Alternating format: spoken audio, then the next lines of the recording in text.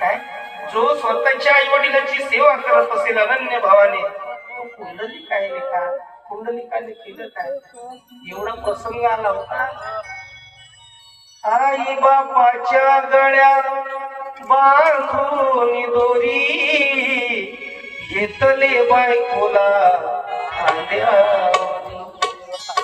बायको खांद्यावर घेऊन नाचत होता आणि आई वडिलाला गळ्याला दोरी बांधून अवस्था बिकट केली.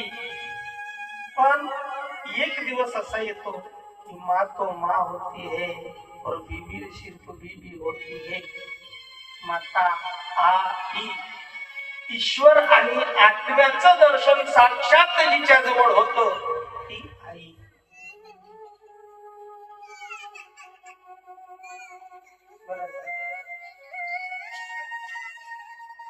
आई संपली, प्रेम संपलं.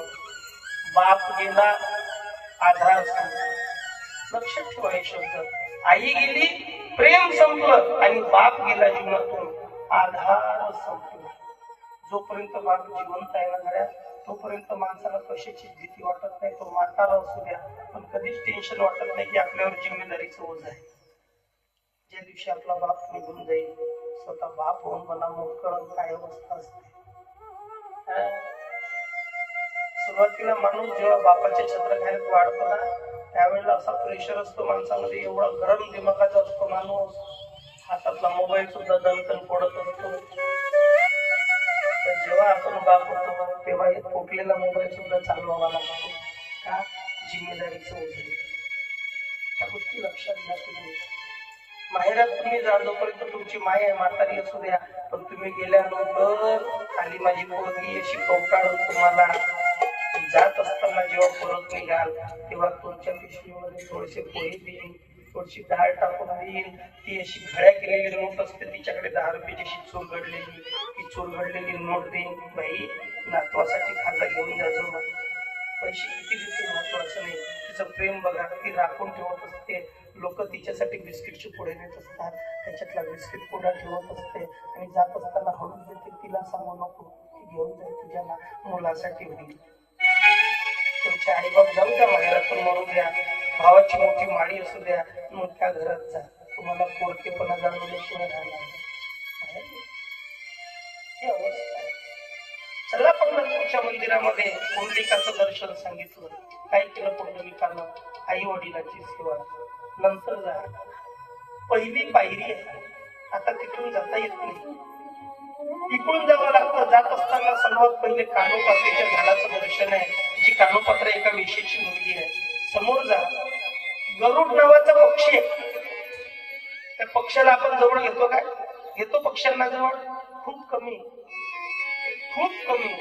पण त्या गरुडाला सन्मान दिला माझ्या जगाच्या मालकानं. देवापर्यंत पोहोचण्याच्या अगोदर गरुडाच्या खांबाला मिठी मारावी लागते.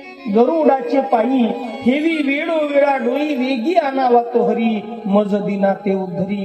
एका गरुड पक्षाचा उद्धार केला माझ्या जगाच्या मालकानं.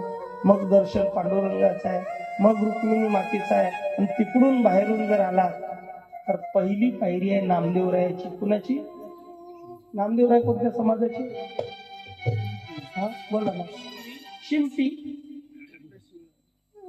पहिली पायरी नामदेवरायाला. आणि नामदेवरायाच्या जर समोर गेला तर महार समाजाचे आमचे संत चोखोबाराया, बाजूला चोखोबारायाचं मंदिर आहे. पण जगाच्या मालकानं सांगितलं, माझ्या दर्शनाला तुम्ही येत असाल आणि माझ्या नामदेवाचं आणि माझ्या चोखोबाचं जर दर्शन घेत नसाल तर तुम्हाला मी पावणार.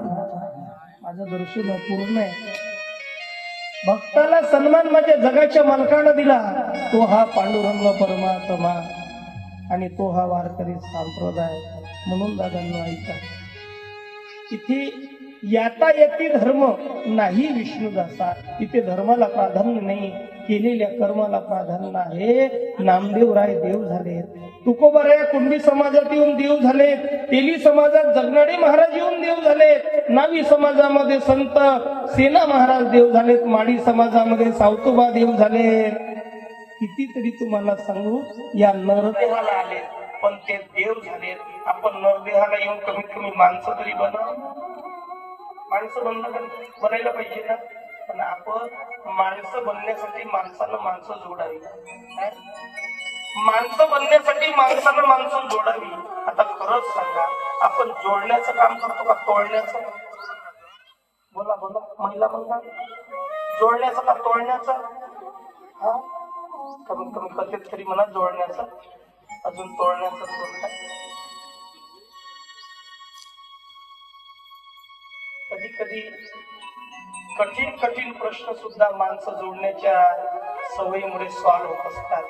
एक दृष्टांत सांगतो आणि तुम्हाला एक शिवचरित्र सांगून लगेच कथा